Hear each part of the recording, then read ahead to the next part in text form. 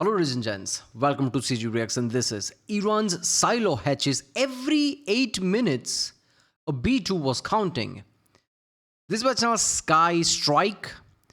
Yeah, so I didn't know this. They did this precision strike in this way, where they were timing.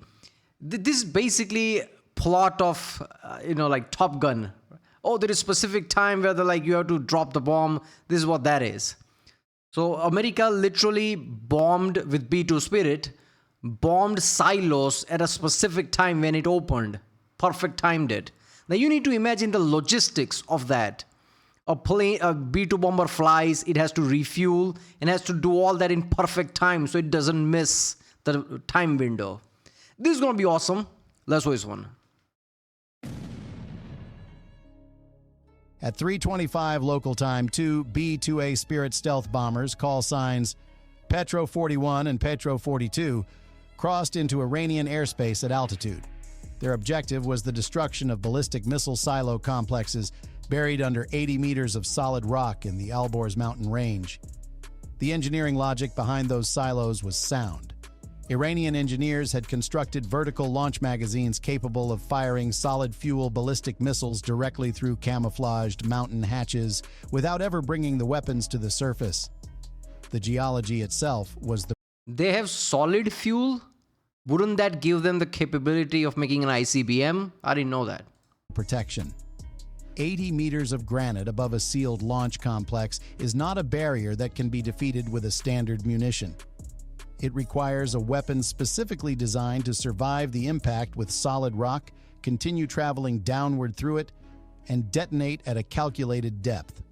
The United States built exactly that weapon. Tonight, Petro 41 and Petro 42 were each carrying 16 of them. Before we dive in, comment where you are watching from and click subscribe. The GBU-31, Joint Direct Attack munition fitted with the BLU-109 penetrating warhead, is a 1,000-kilogram steel penetrator with a delayed fuse. It is not designed to explode on contact with rock. It is designed to punch through it. The BLU-109 casing is constructed from high steel, thick enough to survive the deceleration forces of impacting granite at terminal velocity, preserving the warhead's integrity long enough for it to reach the depth where detonation produces structural collapse rather than surface cratering. That's bunker The buster. delivery calculation for this weapon against a hardened underground target is not approximate.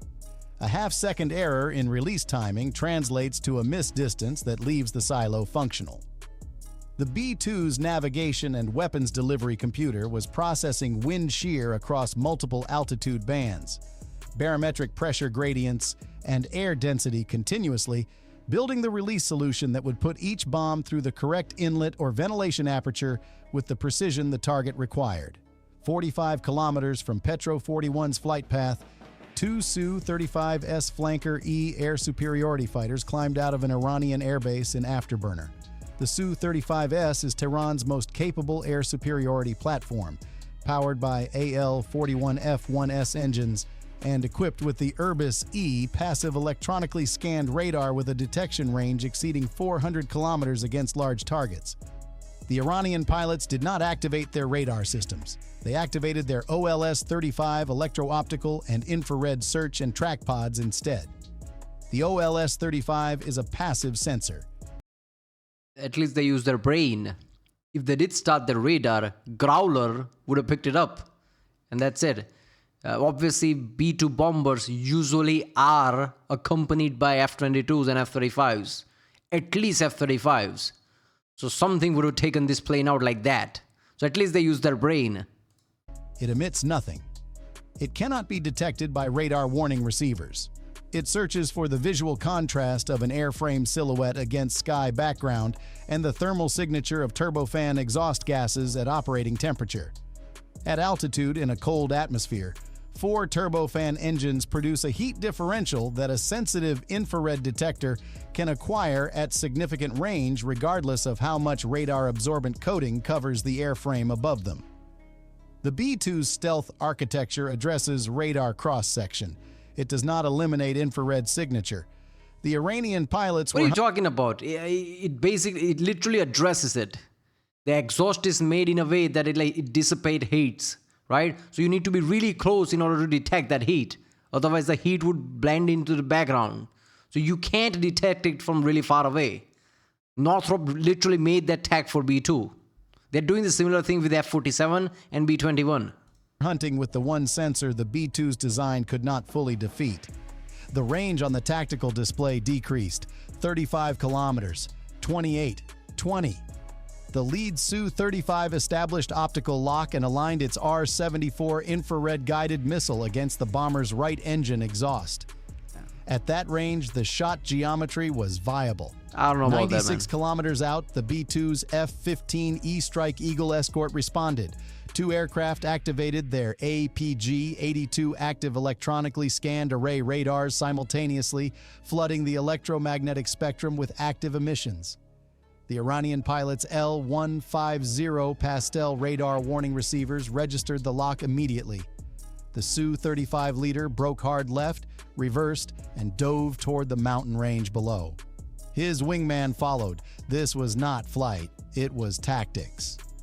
The Albor's terrain offered electromagnetic masking, radar return clutter from solid granite ridgelines, and the ability to appear and disappear from radar coverage in the intervals between ridge crests.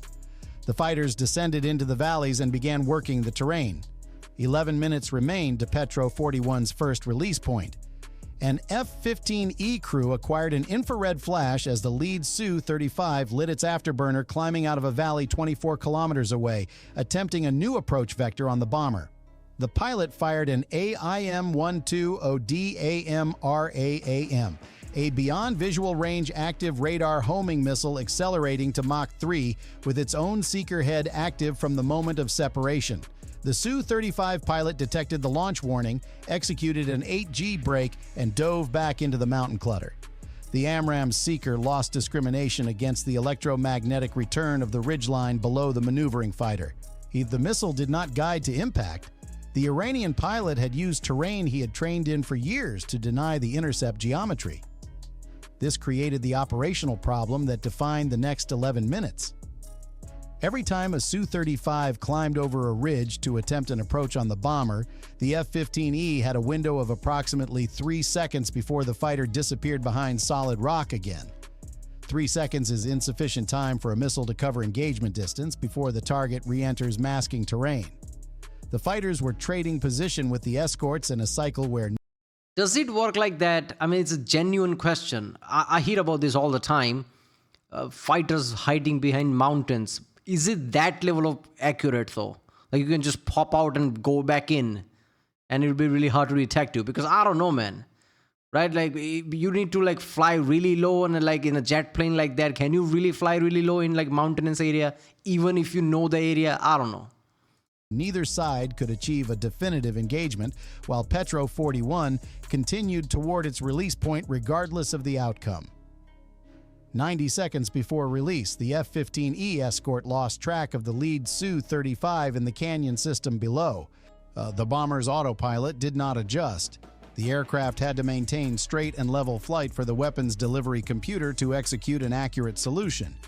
Any deviation in that final phase would invalidate the release calculation and leave the silos intact. Yeah.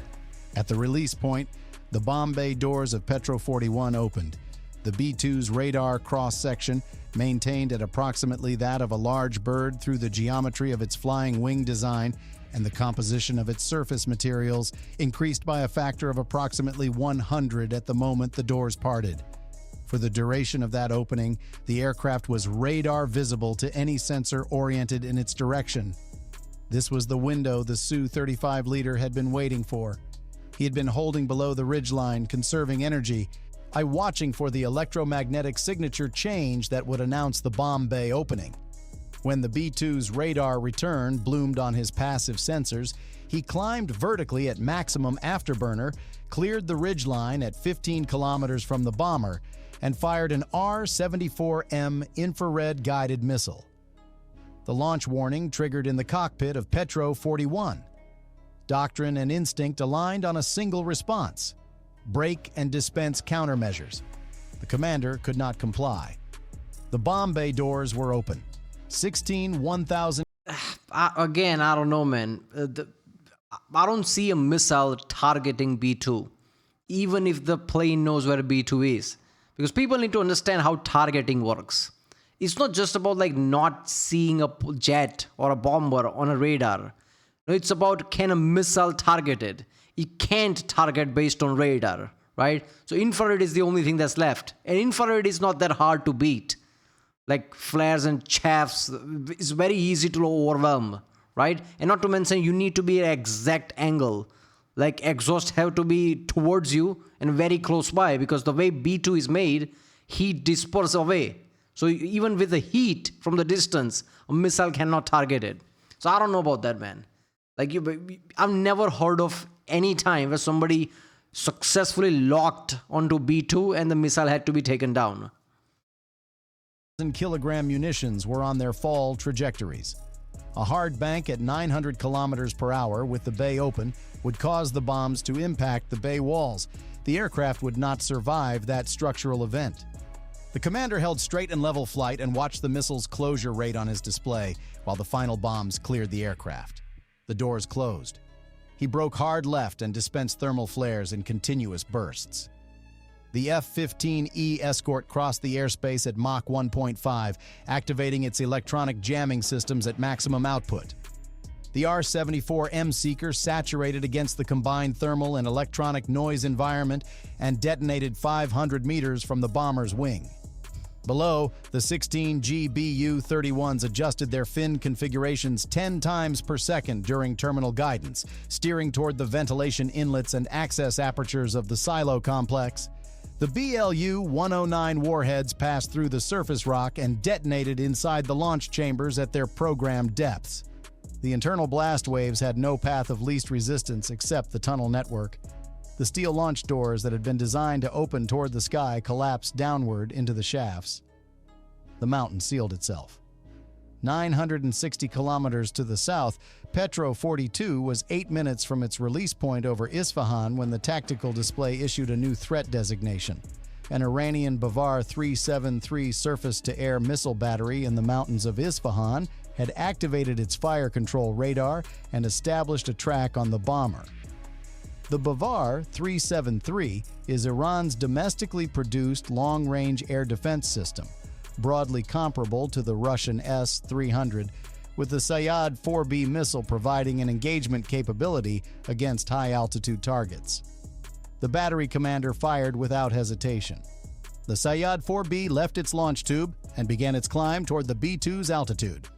The EA-18G Growler electronic warfare aircraft assigned to escort Petro 42 detected the radar emission the moment the battery activated. It saturated the Iranian fire control frequency with its ALQ-249 next-generation jammer pod. Okay, again, Bavar successfully locking onto B-2. I need to see proof, man. This is too hard to digest for me. Bavar, really? I don't think S-400 can do it. This is not just numbers, by the way. S-300, S-400, it's not just about 100 kilometer more of range, even though that's what the number means. It's better radar and better targeting system. Every generation is like that. I don't think S-500, which is a newer version, can really target B-2, let alone Bavar, which was made by Iran under sanctions, where they had to like scrap for any technology they can find. And simultaneously fired an AGM-88G high-speed anti-radiation missile. The HARM accelerates to Mach 4 using a ramjet sustainer motor and homes on the radar energy being emitted by the target antenna, tracking the beam directly to its source. The timing mathematics were precise and unpleasant. The HARM required 60 seconds to reach the battery.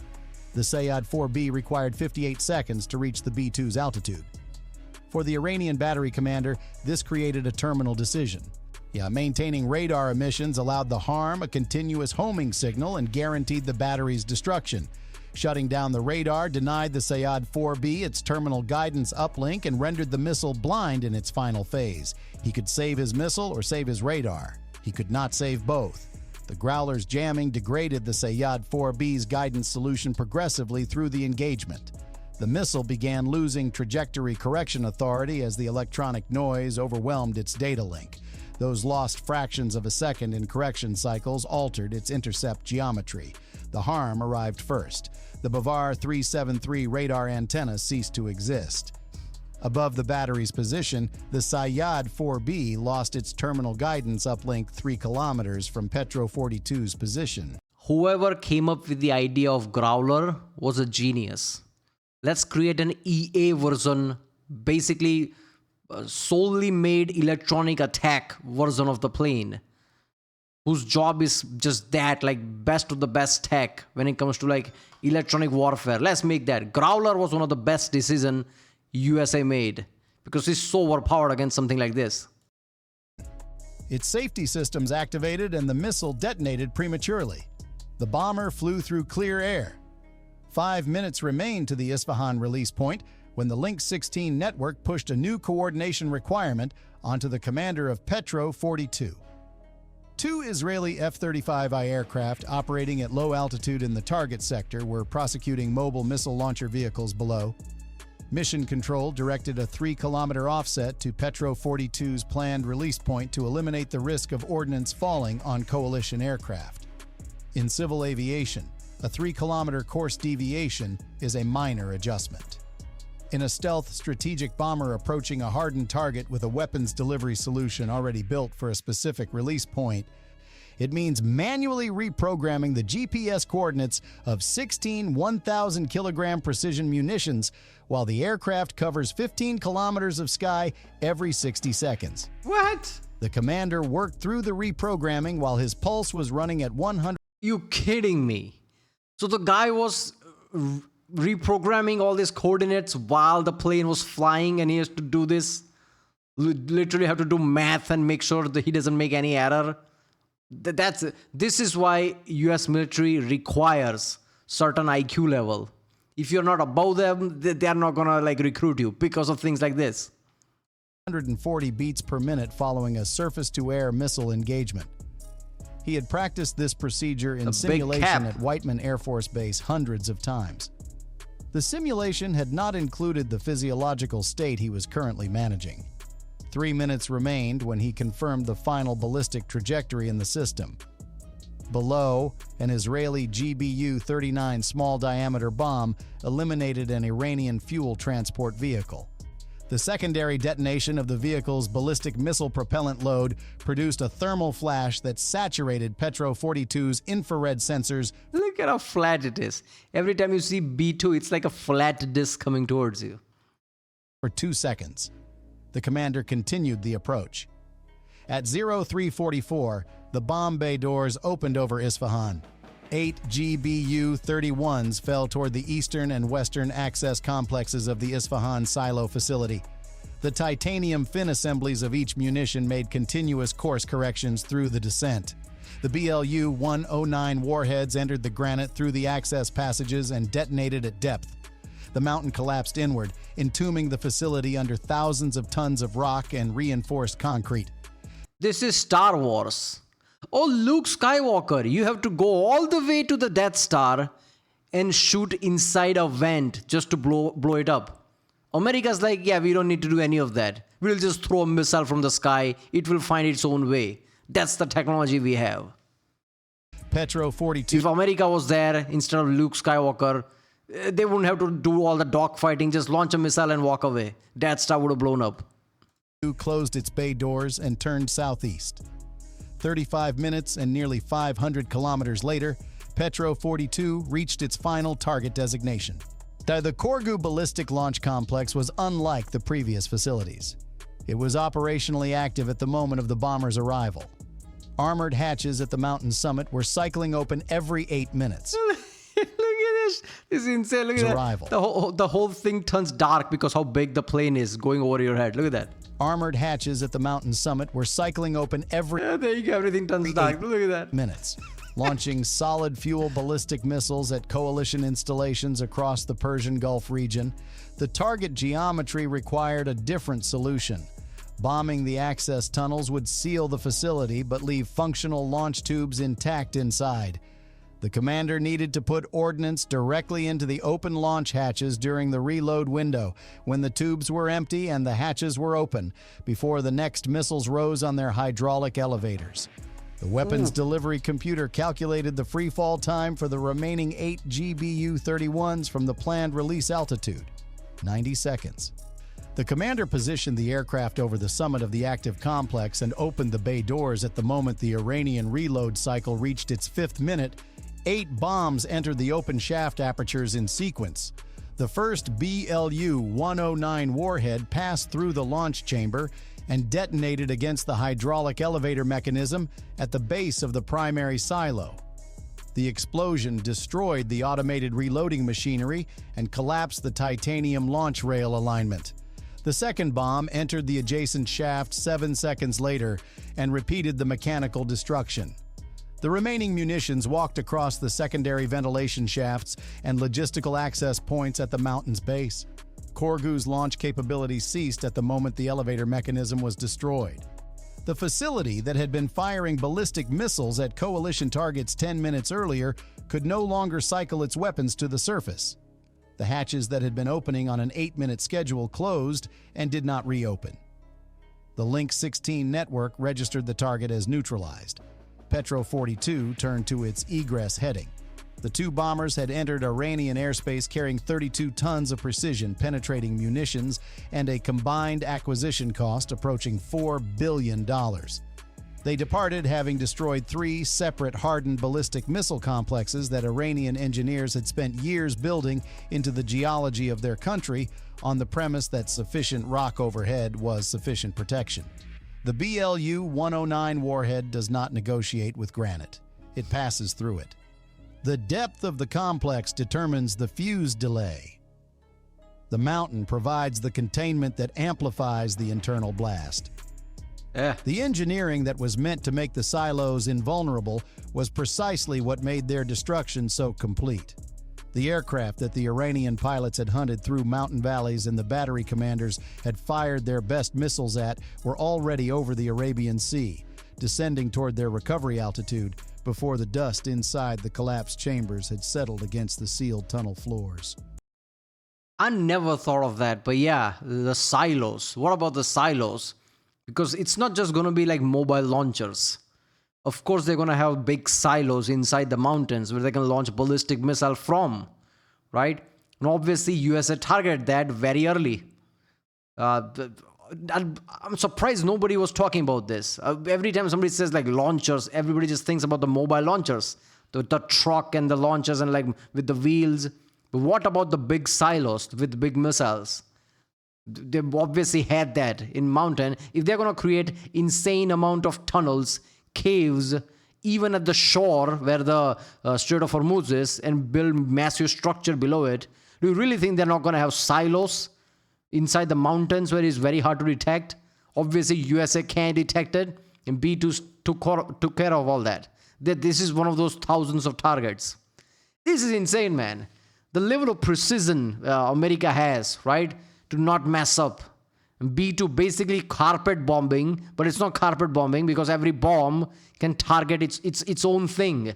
So B-2 can literally drop 15, 20 bombs, and all of them are like big, every one of them weighing a ton, targeting things. 8 bombs at one silo. Like, that's insane power. Alright, well, there you go.